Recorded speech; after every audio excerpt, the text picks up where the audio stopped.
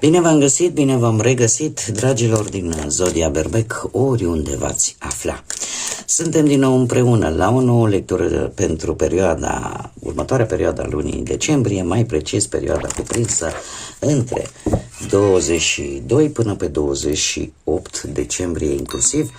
Așa că, dragilor toți cei care aveți soarele, luna, Venus, ascendentul în Zodia Berbec, această lectură este de asemenea și pentru voi. Ca de fiecare dată nu uitați, este totuși o lectură general colectivă, așa că vă rog să luați decât ceea ce rezonează cu voi, iar restul lăsați-le să zboare în univers, pentru că sigur sunt pentru alte energii, care într-o mai mică sau mai mare măsură au o legătură cu Zodia Berbec. Așa că, dragii mei, haideți să vedem ce este important de știut pentru dragii mei din Berbec în săptămâna 22-28 decembrie inclusiv. Ce este important de știut pentru dragii mei din Berbec în săptămâna 22-28 decembrie.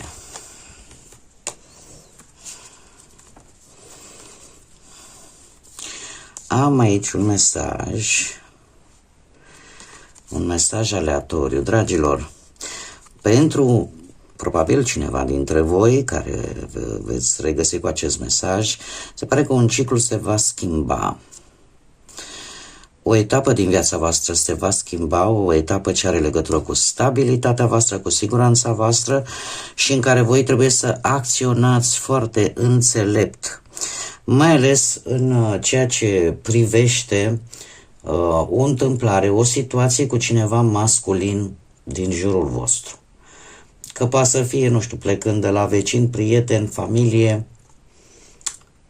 E posibil să primiți un mesaj important care să fie deschizătorul unei schimbări în viața voastră. Este o energie masculină, așa că acționați cu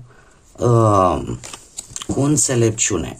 Acest mesaj poate veni prin intermediul visului, dacă această energie masculină nu se mai află într-un plan terenal, ci într-unul astral, sau pur și simplu să primiți o veste, ceva neașteptat de la o energie masculină, indiferent că sunteți domni sau doamne, dar care, cum să spun eu, atât poate va aduce în primul și în primul rând o schimbare, dar ceva se va încheia, o etapă. Haideți să vedem acum la modul general. Acela a fost un mesaj aleatoriu, foarte interesant. Avem numărul 33, un număr care ne vorbește, este un număr maestru și ne vorbește despre ghid spiritual. Ce să vezi? Ne vorbește despre o iubire necondiționată, o influență foarte pozitivă pe care voi în această perioadă o aveți în ceilalți, în care voi veți fi acea putere a exemplului, ca să zic așa. În această perioadă a lunii decembrie, se pare că veți încerca să vă dedicați în a ajuta pe alții, poate că sunteți mult mai toleranți, da, e cea mai înaltă vibrație de toleranță, de iubire și totuși sunteți, ca să zic așa, mult mai afectuoși, dar și mai geloși. Aveți așa și o super protecție. Alte numere pe care le avem aici, avem 13, 4, 29 și 11. Un alt număr maestru, adevărat, nu mi-apare în mod direct, ci după o reducere pitagorică, dar E vorba de intuiție, de asemenea de o iluminare spirituală. Este, cum să spun eu, probabil că în această perioadă veți fi mult mai carismatici, mult mai intuitivi decât în mod normal și cred că aici s-ar cere poate și o mică atenție. Încercați să nu vă dezechilibrați din punctul ăsta de vedere, pentru că se poate ajunge la o vulnerabilitate emoțională. Iar lucrul ăsta poate să aducă manifestări, excese de nerăbdare și un ușor complex de superioritate, spune. Acum haideți să vedem și cărțile în sine. Dragilor, se pare că aveți noroc. Cel puțin din punct de vedere financiar, oracolul ceștii de cafan spune că aveți noroc. Și ce noroc! Am peștii, care într-adevăr ne vorbește de abundență, dar în același timp poate vorbi și de o binecuvântare. O binecuvântare importantă, ceva care te face să te simți norocos. Știți cum e? Poți să fii norocos și în bani, dar poți să fii norocos cu o familie frumoasă, să fii norocos cu niște oameni frumoși. Bogăția vine sub o multitudine de forme. De asemenea, avem cărăbușul, care ne vorbește de hrănire, ne vorbește de transformare și de faptul că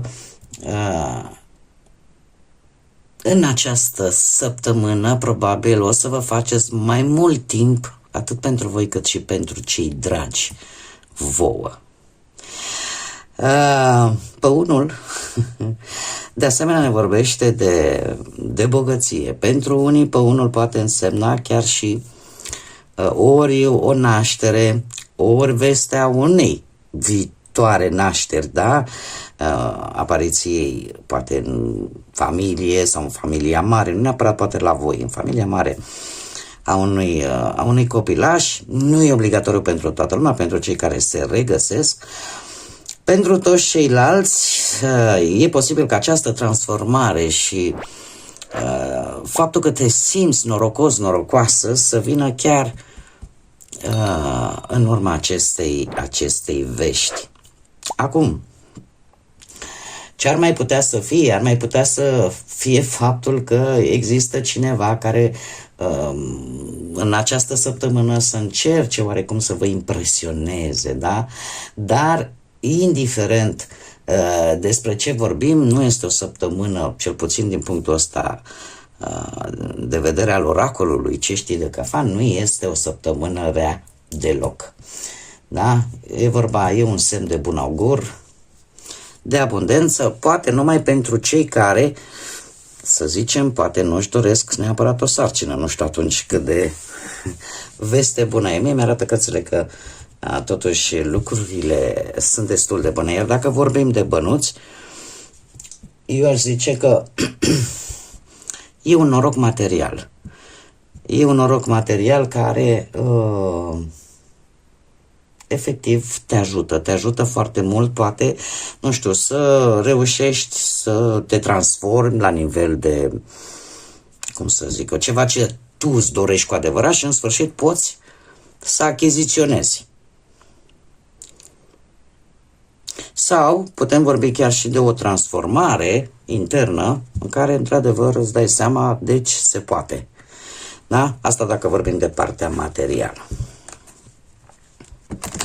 Haideți să vedem ce ne spune și tarotul. Ce vine pentru dragii mei din Berbec în săptămâna 22-28 decembrie? Ce vine pentru dragii mei din Berbec în săptămâna 22-28 decembrie?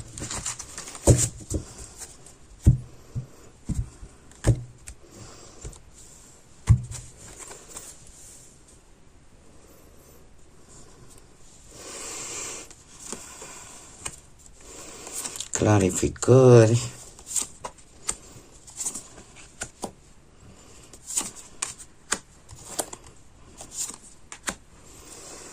Bun, haideți să vedem. Voi în acest moment, cu acest as de spade, aveți o siguranță vis-a-vis de un anumit lucru, de un anumit aspect din viața voastră, aveți mai multă claritate sau e posibil să aveți o nouă idee, un nou proiect de viață, un nou stil de a aborda lucrurile și asta poate în urma aflării unor informații importante sau pur și simplu în urma aflării unui adevăr. Cert este că vedeți mult mai clar cam pe toate aspectele vieții, fie ele financiare, profesionale sau sentimentale, vedeți lucrurile cu o claritate mult mai bună. Ce se ascunde cumva sau ce voi nu puteți vedea? Un nou de monede, exact ce ne spuneau și cărțile de oracol al ceștii de cafea. Nouă de monede este o carte foarte pozitivă, mai ales din punct de vedere financiar, material, da? Și profesional în același timp. Nouă de monede îmi spune că există, în afară de faptul că există un echilibru atât la interior cât și la exterior,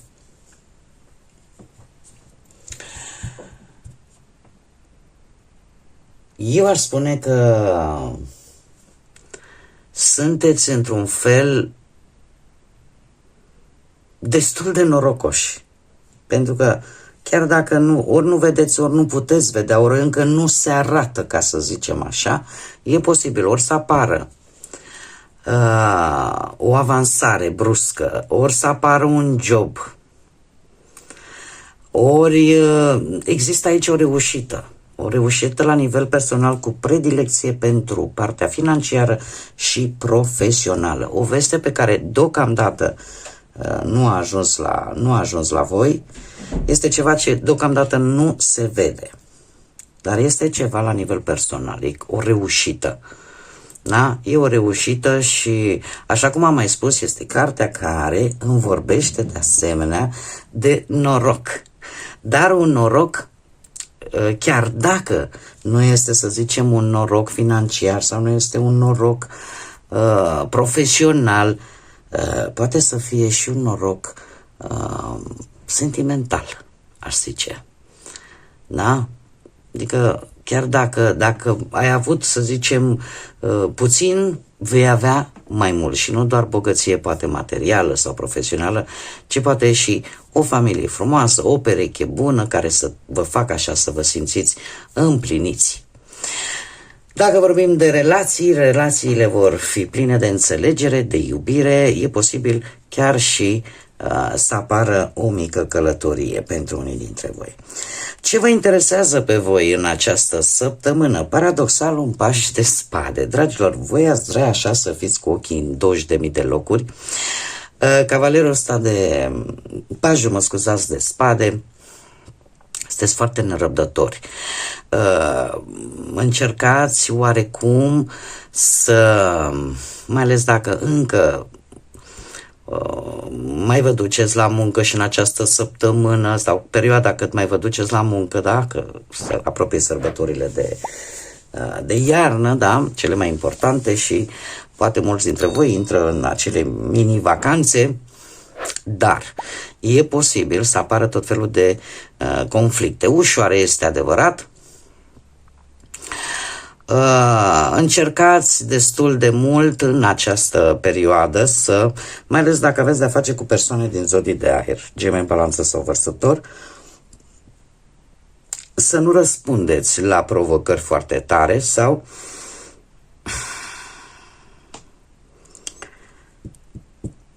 ar fi bine și să fiți un pic mai reținuți, mai ales cei care aveți un ascendent într-o zodie de aer. Să fiți un pic mai reținuți în această perioadă, să nu dați așa din casă informații, pentru că nu este cel mai bun moment aceste informații să le spuneți altora. La un moment dat ele vă pot cauza probleme mai târziu. Deci aveți grijă ce vorbiți, cu cine vorbiți. Vor fi aici anumite, ca să zic așa, situații conflictuale. Mai ales dacă vorbim de partea asta sentimentală, aceste conflicte ușoare vor apărea, dar cu un pic de spațiu, cu un pic de răbdare, de respect, lucrurile se pot rezolva. În ceea ce privește cei care sunteți singurei pe plan sentimental, de asemenea, nu vă puneți, cum să spun eu, sufletul pe tavă din prima, dacă sunteți la începutul unei relații, pentru că pajii în general ne vorbesc de relații. Iar dacă aveți un ascendent într-o zodie de aer, eu aș spune că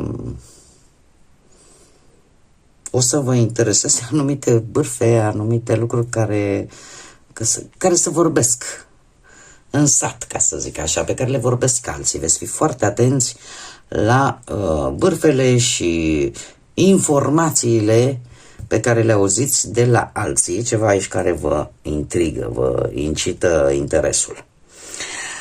Ce ar trebui să știți? Și avem Împărăteasa, zodia Taur. Ar trebui să știți că ori există o persoană în viața voastră care are legătură cu zodia Taur, care este ca un, să spunem așa, este acel arhetip al puterii feminine.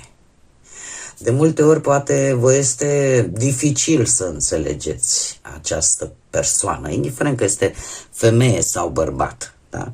Are o energie mai feminină, dar în același timp o energie puternică. Eu aș spune că ceea ce voi ar trebui să știți, că poate chiar pe partea asta de acolo, pe partea asta profesională, lucrurile nu vor merge rău, cel puțin nu în această săptămână.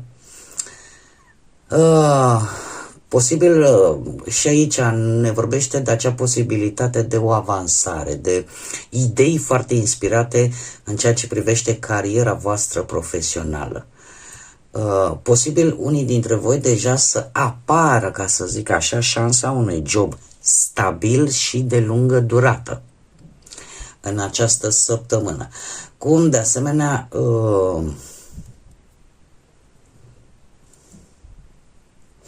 nu știu, e o săptămână în care e posibil să faceți și o mică investiție. Că investiți în voi, mai ales și care aveți poate și un ascendent în Taur, poate investiți, vă pregătiți pentru noaptea de anul nou, pentru ziua de Crăciun, da? Și vă mai cumpărați ce aveți nevoie. Adică investiți în voi sau pur și simplu o investiție pe care voi o veți face în această săptămână. Este ceva ce trebuie să știți. Ce ar mai trebui să știți că Împărăteasa are o caracteristică importantă. Poate că în această săptămână este necesar să fiți un pic mai mult în contact cu partea voastră feminină, cu intuiția voastră și, într-un fel sau altul, să faceți un pic prioritar emoțiile, pasiunile voastre, da? Cum să spun eu, să vă respectați un pic mai mult pe voi. Poate că unii dintre voi, pe lângă faptul că, nu știu, sunteți soții, mame sau chiar bunici, de ce nu bunice, deci pe lângă toate aceste roluri pe care le aveți în viața voastră cotidiană, de buni prieteni poate, de buni colegi, de buni asociați, zic, este un moment în care, și lucrul ăsta este important de știut, în care trebuie să vă gândiți și la voi și la ce v-ar place vouă. Mergem mai departe. De ce anume trebuie să țineți cont, dragilor? Trebuie să țineți cont un as de bâte, că vin oferte, mai ales pe planul ăsta al muncii și nu numai. Asul de bâte este o carte foarte pozitivă. Trebuie să țineți cont de faptul că oferta vine, dar contează foarte mult cine face primul pas. În această perioadă va veni un moment cheie. Acest moment cheie poate să vină sub forma unei idei foarte bune sau unei oferte foarte bune din punct de vedere în special profesional, dar, de asemenea, putem vorbi și pe plan sentimental și în special pentru cei care sunteți singurei. Ca să o fac așa, să împart oarecum, pentru cei care sunteți într-o relație, trebuie să țineți cont că această săptămână pentru voi, atâta timp cât există înțelegere, atâta timp cât există pasiune, este o etapă foarte pozitivă în relația voastră, iar pentru cei singuri, așa cum am mai spus, se pare că veți experimenta în această săptămână o atracție fizică foarte, foarte intensă. Și e posibil ca iubirea să-și facă apariția, dar în primă fază va exista foarte multă pasiune, foarte multă intimitate pentru mulți dintre voi și, cum am mai spus, e posibil ca unii chiar să primească și niște cadouri, chiar în bănuți, sau să-l vedeți ca pe niște cadouri. Iar dacă nu sunt bani, aș spune că sunt anumite bunuri de valoare. Se pare că totul este în favoarea voastră în această săptămână. Care ar fi sfatul, concluzia acestei lecturi? Avem un 5 de cupe. Un 5 de cupe care îmi spune că de multe ori este bine să lăsați pesimismul și mai ales când e vorba de lucruri din trecutul vostru, care poate nu au mers foarte bine. Poate ați avut parte de o pierdere a cuiva drag, da? Și un anumit sentiment poate de vinovăție sau pur și simplu indiferent ce s-a întâmplat într-un trecut. Sfatul cărților este acela de a nu vedea un capăt de lume. A nu vedea un capăt de lume și chiar dacă poate apar unele întârzieri, chiar dacă poate niște promisiuni oarecum nu se vor mai ține așa cum au fost ele la început, nu vă pierdeți optimismul, pentru că chiar după cum bine vedem aici, s-au vărsat 3 cupe, dar mai avem 2. Resurse există, nu vă lăsați. Este foarte aproape, ridicați-vă ochii din pământ, pentru că drumul este foarte aproape, încă există resurse să ieșiți din orice obstacol care ar putea să vă apară. Este sfatul cărților și eu aș mai spune că unii dintre voi e posibil să se afle într-un proces de ruptură într-o relație. Posibil. Trebuie să vă spun, cărțile mi transmit că se mai poate salva, dar numai dacă există resurse. Când nu se mai poate face nimic, atunci dă-ți timpul necesar să te vindeci. Haideți să vedem și ce sfat am pentru voi, dragilor, din Berbec. Care este sfatul pentru dragii mei din Berbec în săptămâna 22-28 decembrie?